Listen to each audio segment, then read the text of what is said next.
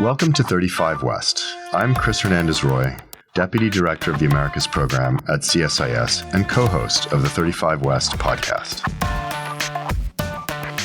With how professional the Mexican government. Are we ready? I don't think. Reform trends in Argentina. Right. And that's what happened. Role at all in the NAFTA negotiation. Welcome to 35 West.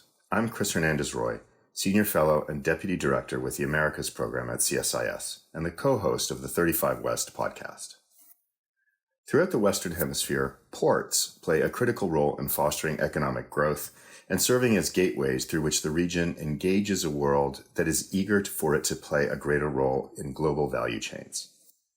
At the same time, the region's ports have made headlines for their role in the burgeoning trans-oceanic trade in illicit narcotics, gold, timber, and wildlife, while port cities consistently rank as some of the most violent locales in Latin America and the Caribbean. Even in places once held to be islands of peace like Guayaquil in Ecuador or Rosario in Argentina, competition among organized crime for control over ports and the massive revenue streams they can generate can yield rapid decreases in citizen security, to say nothing of their effects on corruption, governance, and the rule of law. Improving port security requires reconciling the desire for speed and efficiency with the need for careful inspection of inbound and outbound cargo. In many countries, it often also entails improving coordination across a myriad of law enforcement and customs agencies, whose operations tend to be kept in distinct silos apart from each other. For this reason, we're pleased to be joined today by Douglas Farah, President of IBI Consultants, a national security consulting firm and an expert on transnational crime, terrorism, terror finance, and non-state armed actors. Doug has recently published a report with Florida International University called The Fourth Wave of Transnational Organized Crime in Latin America. Today, we will delve into the nature and types of threats facing our hemisphere's ports, how shifting criminal dynamics and geopolitical competition are complicating efforts to improve security, and what the United States, alongside its regional partners, can do to counteract these threats. Thank you for joining us. Thank you, Chris. It's a pleasure to be here. Doug, you've been studying organized crime in the hemisphere for more than 2 decades. Today, it appears we're witnessing a major shift in patterns of criminal behavior. In fact, in your latest publication, you argue that we're witnessing what you've called the fourth transnational organized crime wave. Can you paint a background setting for our audience? What are the key characteristics of this fourth wave? How does it differ from previous waves? And what is the implication for port security in the hemisphere especially? Well, I think that the fourth wave is defined by a series of new circumstances that we haven't seen before. Just very briefly, we defined the first phase as Pablo Escobar and the Medellin cartel as war on the Colombian state and the ability to begin shipping tons and tons of cocaine at one time. Second wave we defined as the Cali cartel, which is a new and more sophisticated way in the switch in primary routes from the Caribbean to Central America and Mexico to move cocaine to the United States. The third wave we defined as the arrival of the criminalized states sets anchored by Venezuela, Nicaragua, and others where the state begins actively participating with transnational organized crime. But in each of those 3 phases, the primary product was cocaine, and the primary route was one way to the United States, either via Central America and Mexico or via the Caribbean. And what we're seeing now is entry of a whole new wave of transnational actors, the Albanians, the 'Ndrangheta from Italy, the Turkish mafias, Chinese control of ports are all contributing to a whole new generation and new types of trade going out. And we've also seen the rapid diversification of parts of what the products are. Instead of cocaine going south to north and money coming north to south, we're seeing the rise in synthetics, drugs, the fentanyl, methamphetamines. We're seeing the growing export of gold, as you mentioned, weapons, all kinds of illicit products now flowing in multiple directions with the sums of money being laundered through multiple different systems. So I think it's fundamentally different in that sense. And that's why we tried to define it as something new and really transformational in the world of transnational organized crime.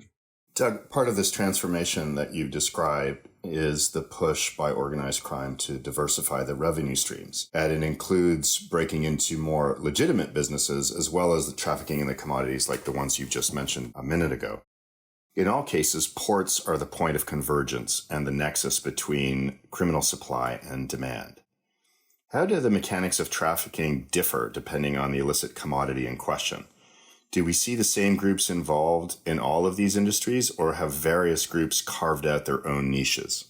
Well, I think at a granular level on the ground, you see different groups carving up niches because the value of the local gang or national criminal organization is that it controls vital territory that different transnational groups need to move their product to market. And so you see a lot of violence at the lower end of the chain, of the production chain and the supply chain, while you see at the same time a sort of consolidation at the upper levels where you now have the 'Ndrangheta from Italy, you have the Albanians now playing significant roles, and they, at a more macro level, are both diversifying and opening up new ways to launder money and do other things for the groups on the ground. You do see traditional groups like the Cartel Jalisco Nueva Generación, you see the Sinaloa cartel, you see the dissident groups of the FARC that are very active still, but there's a whole range of new actors. And I think one of the primary changes is that for the first three waves of transnational organized crime, aircraft and small ships were very useful. You were moving product from Colombia, Central America, Ecuador, north. And so you could fly it. You could do a bunch of different things. As you move into synthetic drugs and the need for massive amounts of precursors and the need to move the cocaine to the more lucrative markets of Europe, you can't fly those routes. You can't, load up a Cessna and fly 30 tons to Spain. You need to move by ship. And that's where I think the importance of ports suddenly becomes much more in focus, because we're moving things now in new and different ways that require both longer distances and much larger quantities in the case of precursor chemicals. And so the old put it on a Cessna or a small plane or a go fast boat and zip it up the coast is no longer viable.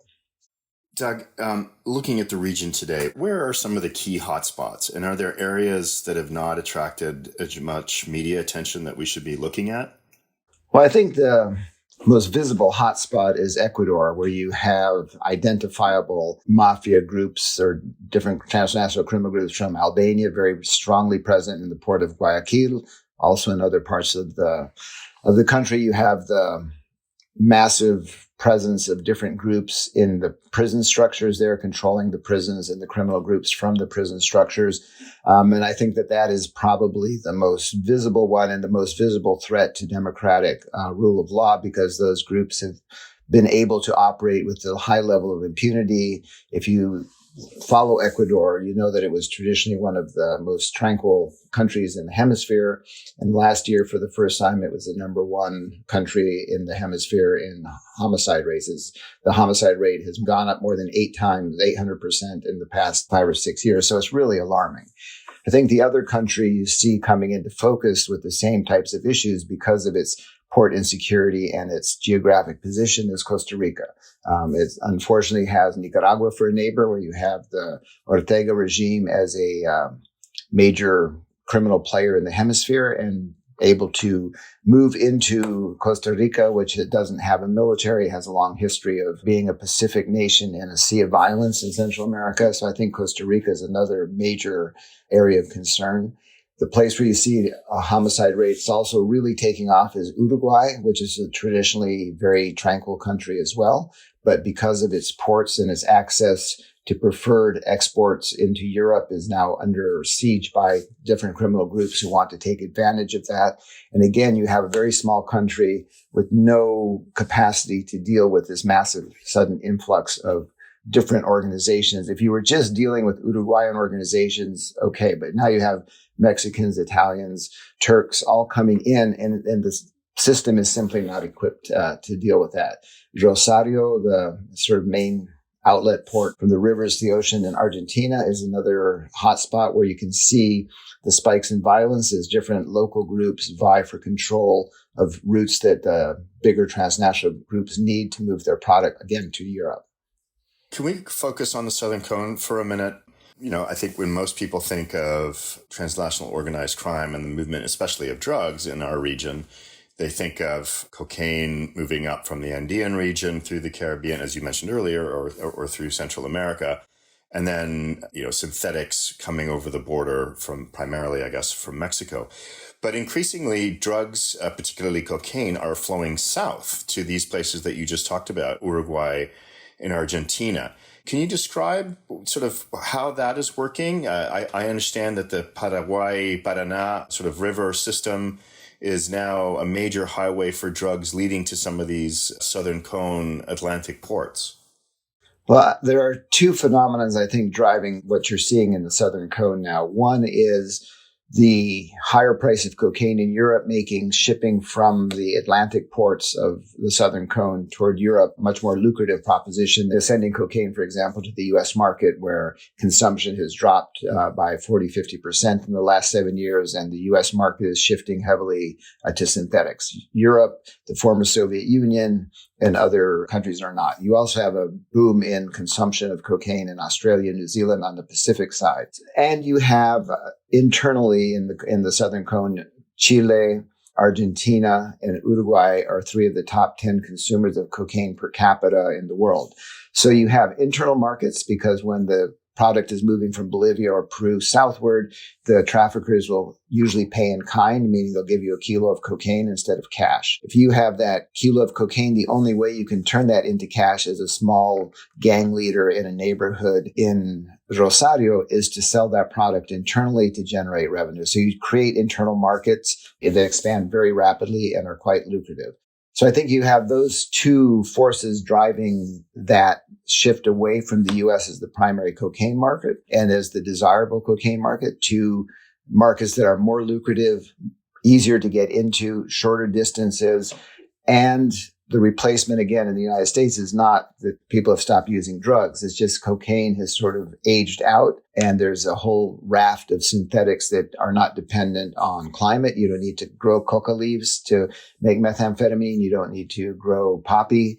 You don't need to worry about climate issues. You don't need to worry about rain. You don't need to worry about the longevity of the chemicals you have, et cetera. So synthetics are easy, much less risk, and much more diverse in the places where they can be produced and moved to market in small or large scale. Whereas cocaine is a labor intensive. You need tons of coca leaves. You need tons of precursors, and you move tons at a time. And it's a very different market. I want to go back to Ecuador, which, as you said earlier, and as I said in the intro, was a country that was very peaceful, and now it's seen this explosion of organized crime, primarily because of the export of cocaine to Europe. When we see shipments being interdicted, whether it's at sea or in Europe, the cocaine is often coming in these large commercial containers, and it's often hidden in banana shipments in particular. Can you explain why they would be wanting to hide this in bananas? Well, there are certain products, bananas, fresh cut flowers, several things that come out of Latin America that get preferential treatment going through customs because of their perishability. If you lose a load of shrimp because it doesn't go through quickly, you cost the owner, millions of dollars. Same with cut flowers, the same with bananas. And bananas are one of Ecuador's largest exports. And so it has become customary in ports to expedite the processing of those cargoes more quickly and often with less inspection. So it's kind of a no-brainer if you're looking for where your least risk is in the movement of a product like that, especially if you're moving in a container large amounts of an illicit product and you don't want to lose the entire container. You would look for the easiest cracks in the system, and that's one of them. So this gets to the issue of the need to balance, on the one hand, efficiency in ports so that, as you mentioned, certain products don't spoil before they reach markets. And on the other hand, the need for security to prevent illicit commodities from being shipped through ports. So where is the balance? I assume there maybe is not a quick and easy answer for that, but are there factors that allow port authorities, customs authorities, law enforcement authorities to decide where the balance is between efficiency and security? Well, I think that's probably the most difficult question in terms of how governments are going to deal with this new emphasis on port shipments of illegal products to different parts of the world. Because any 10-minute 2-hour, 5-hour delay has knock-on effects that, can cost millions of dollars in the production and movement of goods through the port. So it's not an easy thing to just dismiss. Will take longer and do more, because all of that has a direct impact, especially in the global economy where it's, where you make something in Hong Kong at the moment that Amazon wants it shipped to New York. And so you don't have enormous backlogs of goods and services. You have the right in time economy functioning. So I think that is probably the most challenging. I think there have been some successful programs on a fairly small scale looking at the rationality and trying to reconcile if you're shipping, 18 tractors someplace, is the weight of that on the ship equal to what 18 tractors should be when it arrives in port. If you can detect those anomalies, because a lot of times when they were moving money from the United States to South America, they would stuff tractors and their tires full of cash and gold. So you could say, okay, this tractor is supposed to weigh 2 tons. It actually weighs 3. There's an anomaly here.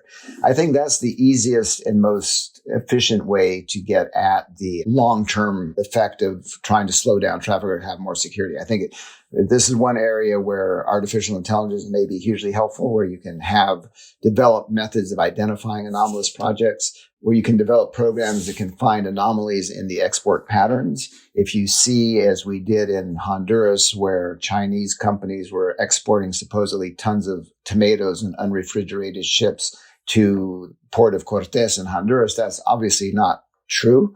And so being able to detect those anomalies and see what's going on is probably the best way to target the small sector of the port shipments that are a problem and letting flow the vast majority of the port shipments, which are not.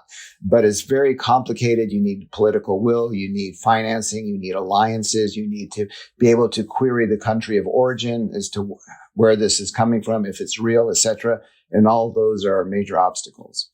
Another obstacle, as far as I understand, is also just fairly basic lack of communication between countries, and worse still, between and among law enforcement and customs agencies and individual governments. What, in your opinion, are some of the best practices that the region should seek to implement more widely? And what can the U.S. do in all of this? What's difficult across the hemisphere is you have countries like Venezuela, like Nicaragua, like certain other countries that are deeply criminalized. And so you can't share information on cocaine shipments with the Maduro regime. It simply makes no sense to do that. You're simply alerting them to what you know. So building alliances of trusted partners is difficult and time consuming. And in my experience, if you ask anyone in any country, who would you call in your neighboring country if you had a concern, they don't know. There's no standard of reaching out to people you know and trust from Paraguay into Uruguay or Paraguay into Brazil or Paraguay into Argentina or whatever. So I think that is the first challenge, is to be able to build those communities of trust. The second challenge is integrating port security into the broader security structures. They're often viewed as, it's the aduanas and it's tax revenue, and it's a way to make money quickly in many countries to control that. It's not viewed as an integral part of the security of a nation state. And I think having been in Uruguay recently and discussed this with the intelligence and law enforcement leadership there, they're only now beginning to understand that their ports are a major vulnerability in how groups are moving illicit products out of Uruguay. It just is not incorporated there. So I think we have to rethink that. And I think the United States with this customs experience can be useful in providing guidance on how to set up certain systems.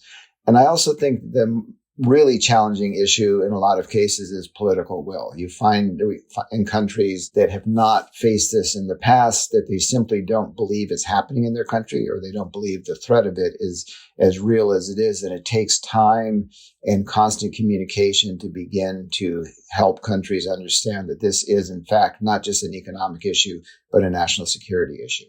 So does securitizing these ports, at least in some countries, does this mean that the port operation and the port security would no longer be in the hands of private companies, but rather sort of under some sort of state institution? Well, I think in my work in Ecuador and Uruguay and Argentina leads me to believe that you need a supervising agency over that has the ability and the authorities to carry out the spot checks that's needed and demand information from importing and exporting companies, which is not an easy thing to do. And in many cases, not the traditional thing to do. And companies are obviously resistant to giving up some of that authority or that autonomy. So I don't know. I'm not talking about nationalizing the ports. I don't think that's probably a solution. But I think the ability of law enforcement and intelligence services as they track certain leads is really important.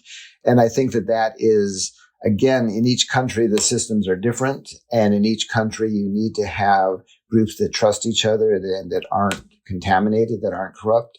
And so creating those multi-agency vetted units that trust each other and can work together is, I think, necessary but challenging, because when they run into certain power structures that we've seen across the region, those units are often disbanded. The U.S. and the Brits and the Europeans put a lot of effort in creating vetted units. And often if they start getting too close to sensitive political actors or sensitive political groups, they're simply disbanded. And all that training is then lost and you're starting at zero again. So all of those are significant challenges in moving toward an efficient, secure port, not a nationalized port, not making every port a naval base. But I think there is a broad middle ground that would be very helpful to try to find. I'll get into naval bases in just a minute, because now I want to turn to looking at ports maybe more from a geopolitical angle. In addition to organized crime, we often hear the topic of port security brought up in the context of U.S.-China competition and the growing number of ports owned or operated by the PRC across the hemisphere. Given China's tendency towards opaque business practices and its willingness to withhold security cooperation for political leverage, does the expansion of PRC-owned ports in the region pose risks for efforts to share intelligence about criminal operations using these facilities? I think we've seen that they pose an enormous risk in the sense that they often demand essentially complete autonomy in the ports where they operate or the ports they control. In other words, they have control, they have final say over whether the police can inspect their cargoes or not. Particularly where I've documented this is across Central America. I understand it's also true in parts of the port of Santos and other of the major ports. And because you have huge language differences, you're not reading the same alphabet and all of those things, then the Chinese have been singularly unhelpful in tracking down, for example, the addresses of origin of some of the main methamphetamine precursor shippers.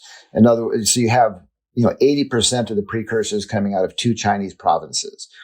Given China's ability to control a much larger territory than 2 provinces, it seems like it would be relatively easy for them to identify and go after the providers of precursor chemicals, should they choose to do so, and they simply have not. And so many of the addresses that are on the bills of lading and stuff simply don't exist, when the U.S. can track down a few of them and find that, they're completely bogus addresses. But I don't know what an address in Shanghai should look like. So I can't immediately look at something and say, oh, this zip code doesn't correspond to that, or this isn't how that works. We just don't have that capability. So I think that their opaqueness is deliberate. I think that they view their expansion in terms of their geopolitical strategy and their great power competition strategy of being able to move into the Western Hemisphere to the degree that it displaces the U.S. to the maximum possible, primarily economically. And that goes through the port structures. They have access or control or direct access to more than 40 ports in the hemisphere right now. And they're constantly expanding. And so as they expand, I think also the corruption circle that they bring. If you're paying a colonel not to inspect your port, then that colonel is going to pay downrange, and that circle of corruption expands. So I think it's both a geopolitical threat in that, the fentanyl and methamphetamine wave in the United States is killing thousands and thousands of people and damaging our national fabric in many ways. And I think it's also a way to ingratiate themselves into the local economic fabric by foregoing all transparency or requirements for transparency. So I think it's a double whammy and very damaging to rule of law and democratic norms. You mentioned that they own or control, I think you said 40 ports throughout the region. China is now investing $3.5 billion to build the mega port of Chancay in Peru. When that's fully operational, what does that port represent for the PRC and for the southern part of Latin America? Well, I think it represents, Chancay would represent the consolidation of multiple other lines of effort the Chinese have been carrying out in terms of port infrastructure. They can feed everything into Chancay.